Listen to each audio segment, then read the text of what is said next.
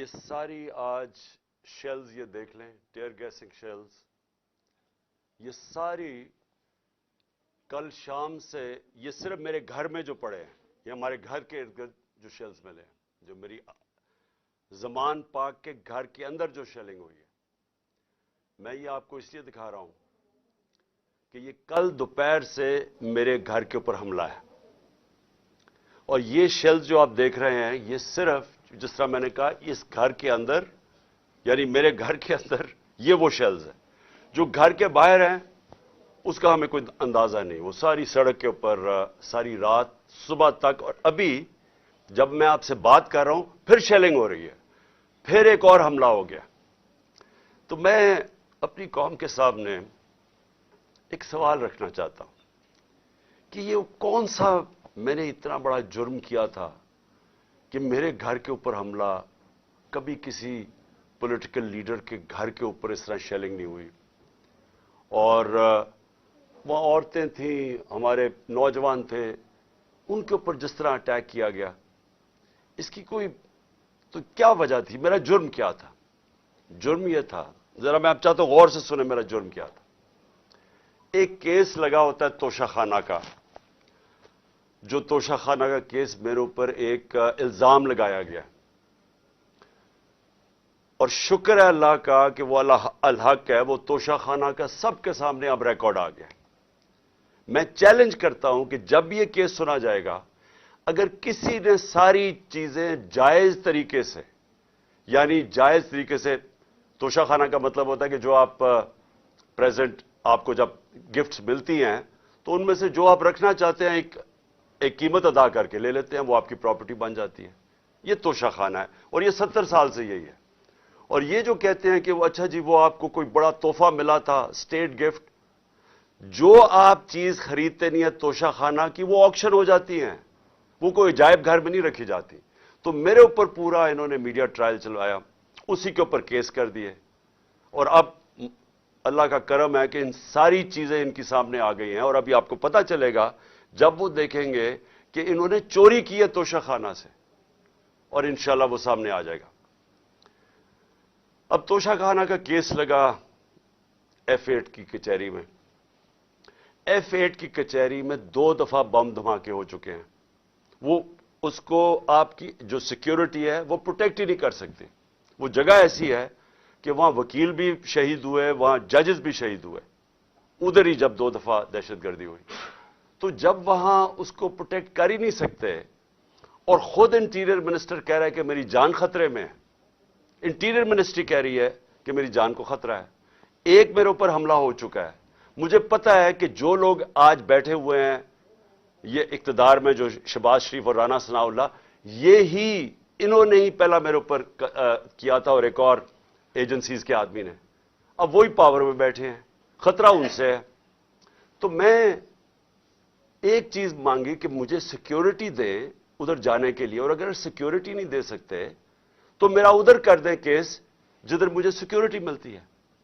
جب سے میری ٹانگ ٹھیک ہوئی ہے، میں 2 دفعہ ایک لاہور ہائی کورٹ گیا اور ایک اسلام آباد، کوئی سیکیورٹی نہیں تھی، کوئی پروٹیکشن نہیں تھی۔ اور پھر میں واضح کر دوں کہ یہ انپریسیڈنٹڈ ہے کہ ایک ایکس پرائم منسٹر کو قاتلانہ حملہ ہوتا ہے، اس کے بعد اس کو سیکیورٹی نہیں ملتی۔ اس کے لیے اس وجہ سے ہم نے عدالت میں گئے ہوئے ہیں کہ ہمیں سیکیورٹی دو، اور اس جج نے میرے اوپر وارنٹ نکال دیا۔ اب یہ وارنٹ کیا ہے؟ جس کے لیے پولیس آئی ہوئی تھی۔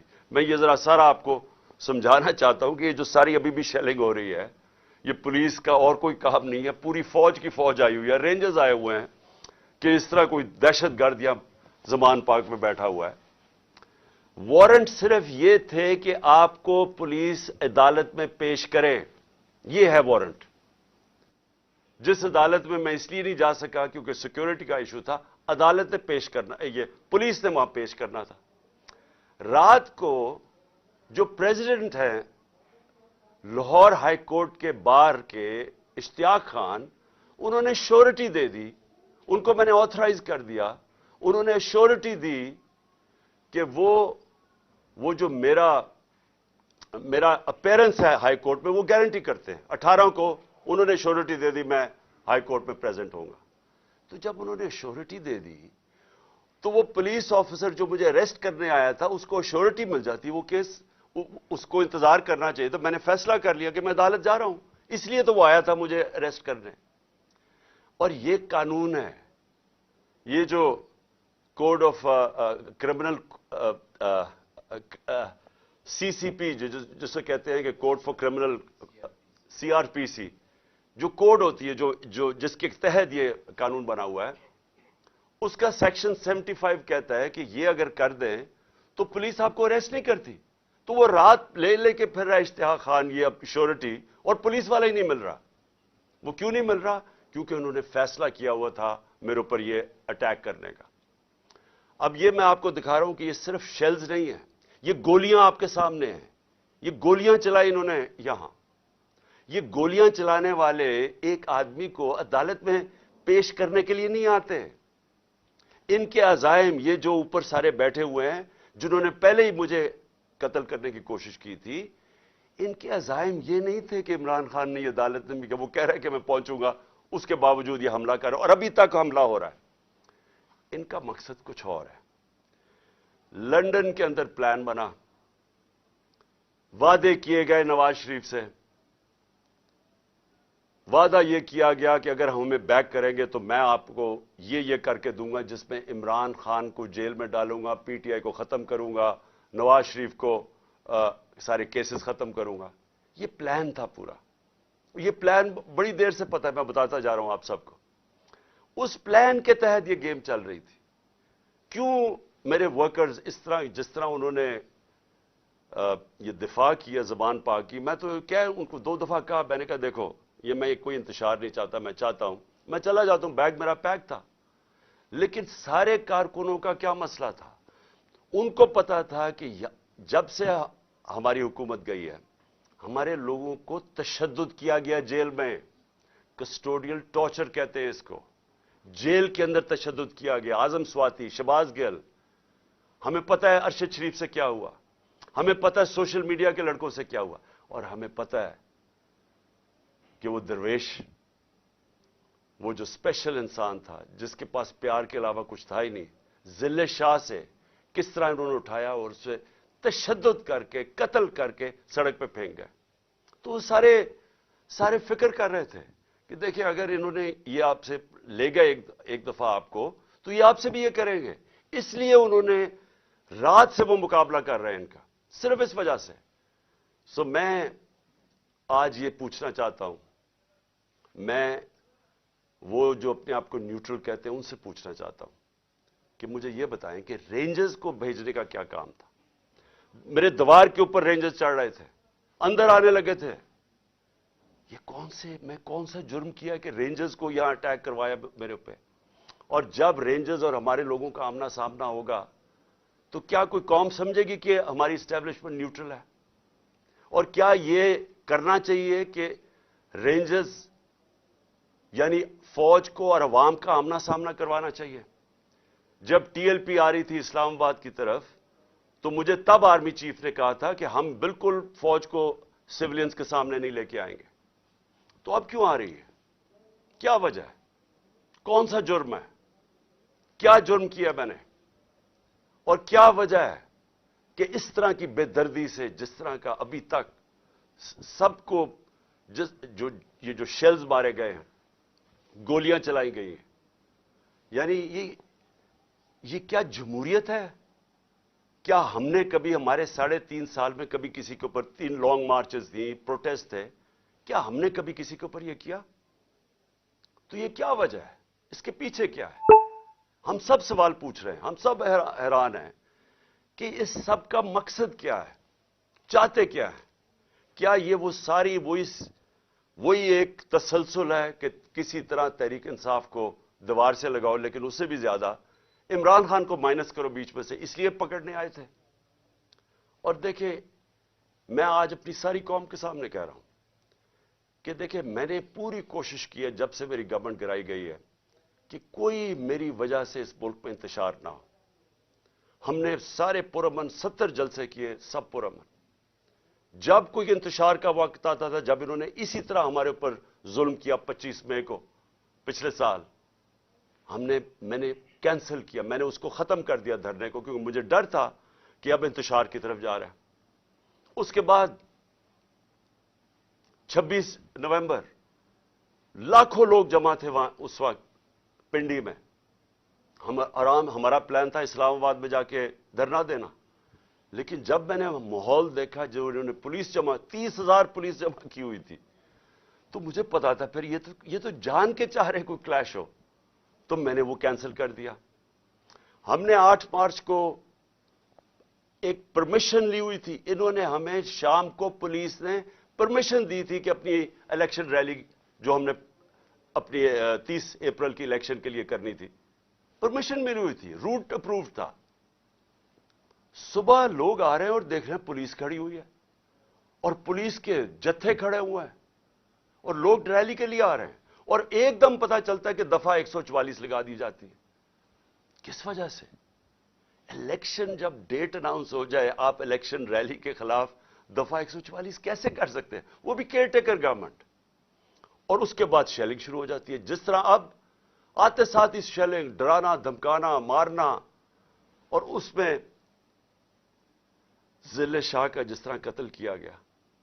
تو اس کے بعد جب اگلے دن ہم نے وہ کیا، پھر سے انہوں نے جب بین کیا اور ان کا خیال تھا کہ ہم پھر سے ری ایکٹ کریں گے، میں نے پھر کینسل کیا، کیونکہ مجھے پتا تھا ہمارے لوگوں کو غصہ تھا جو ضلع شاہ سے، سب اسے پیار کرتے تھے، تو اس لیے ہم نے کینسل کی، ہم نے پوسٹ پون کی تاکہ کوئی انتشار نہ ہو۔ اب مجھے بتائیں، رات سے جب مجھے پتا چلا کہ اچھا یہ وارنٹ آ گئے ہیں تو چلے میں شیورٹی دے دیتا ہوں، وہ بانڈ سائن کر دیتا ہوں میں اس کے ساتھ، اشتیاق خان کے ساتھ، پریزیڈنٹ لاہور بار ہائی کورٹ بار ایسوسی ایشن، تو پھر کیا چیز رہ گئی تھی؟ کیا وجہ ہے؟ ابھی تک حملے ہو رہے ہیں، عدالت کے اندر ہمارا کیس پڑا ہے، عدالت میں ہم گئے ہوئے ہیں اسلام آباد میں اور لاہور میں، اور ابھی تک یہ شیلنگ رینجز نے پھر اٹیک کر دیے۔ اور مجھے ابھی بھی نہیں سمجھ آئی کہ میرے گھر کی دیواروں سے کود کے اندر آ رہے تھے، کیا کوئی کمانڈو ایکشن کرنا تھا کہ عمران خان کو پکڑ کے لے جانا تھا؟ یہ کیا مذاق کر رہے ہیں اس ملک کے ساتھ؟ اور میں آخر میں افسوس سے کہنا چاہتا ہوں کہ دیکھیں، یہ ملک کو ادھر آپ لے کے جا رہے ہیں، اور جو بھی اس وقت پاور میں بیٹھے ہیں، میں آپ کو یہ بتا دوں کہ ملک کو ادھر لے کے جا رہے ہیں کہ یہ میرے ہاتھ سے بھی چیز نکل جائے گی۔ اب یہ جو لڑکوں نے، یہ تھوڑے سے تھے، جس طرح انہوں نے وہاں کھڑا ہو کے ٹیئر گیسنگ سب کے باوجود، اتنی بھاری پولیس کی نفری اس کے سامنے کھڑے ہوئے ہیں، صرف اس خوف سے کہ چیئرمین کو اٹھا کے لے جا کے یہ پھر جیلوں میں تشدد کریں گے، اور خوف یہ ہے کہ انہوں نے قتل کرنے کی کوشش کی تھی اور یہی اب جیل میں لے کے جا رہے ہیں۔ کسی کو اعتماد نہیں ہے ان مجرموں کو، یہ جرائم پیشہ لوگ ہیں، کسی کو ان کے اوپر اعتماد نہیں ہے۔ تو میں سوال یہ پوچھتا ہوں کہ جو اس وقت اقتدار میں بیٹھے ہیں، جو پاور میں ہیں، جو پاور کنٹرول کرتے ہیں پاکستان کی، اور وہ یہ نہیں ہے یہ جو رانا ثناء اللہ اور یہ جو شہباز شریف ہے جن کے پاس پاور ہے، کیا کوئی فکر ہے آپ کو پاکستان کی؟ کیا آپ کو فکر ہے کہ یہ ملک جا کدھر رہا ہے؟ کیا آپ کو فکر ہے کہ میں اگر آپ جب بھی مجھے پکڑ لیں گے کیا ہوگا؟ جیل میں چلا جاؤں گا، زندگی موت اللہ کے ہاتھ میں ہے، عزت ذلت اس کے ہاتھ میں ہے، کیا کر لیں گے آپ؟ اور زیادہ پارٹی طاقت میں آئے گی، لیکن اس کا جو نتیجے میں جو رد عمل آئے گا، وہ کیا فائدہ ہوگا پاکستان کو؟ کس کو نقصان ہوگا؟ جس ملک کی معیشت ابھی بیٹھ چکی ہے، بھی بیکاروں کی طرح پیسے مانگتے پھر رہے ہیں، ملک سکڑتا جا رہا ہے، مہنگائی آسمانوں پہ ہے، مہنگائی ایسی مہنگائی پاکستان کی تاریخ میں نہیں آئی، تنخواہ دار طبقہ پس گیا ہے، بیچاروں کے پاس اس وقت حالات یہ ہیں کہ ان کا 2 ہفتے کے اندر ان کے پاس تنخواہیں ختم ہو جاتی ہیں۔ اس ماحول کے اندر انتشار پھیلانا، کیا یہ کوئی پاکستانی سوچ رکھے؟ یہ تو کوئی دشمن ایسے کرے ملک کے ساتھ، تو یہ ہمارے ہاتھ سے گیم نکل جائے گی۔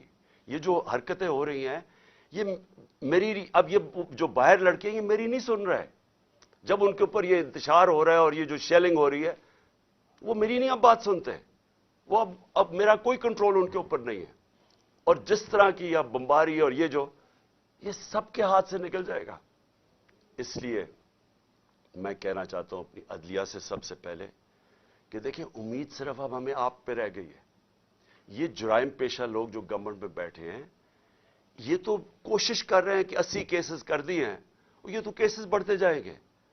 یہ تو کوئی کبھی ایک عدالت کبھی دوسری عدالت, ان کی تو کوشش ہے کہ میں الیکشن نہ لڑوں, یا میں کسی جیل میں چلا جاؤں, اور یا سارا وقت الجھا رہا ہوں کیسز میں کہ کبھی ایک وارنٹ نکل رہا ہے. تو ہمیں تو صرف امید عدلیہ سے ہے, اور دوسری ہم امید لگا رہے ہیں اپنی جو اسٹیبلشمنٹ ہے اس ملک کی کہ کیا آپ کا انٹرسٹ پاکستان میں ہے یا نہیں ہے. تو یہ جو تماشا ہو رہا ہے اس کو بند کریں, ملک کا سوچیں.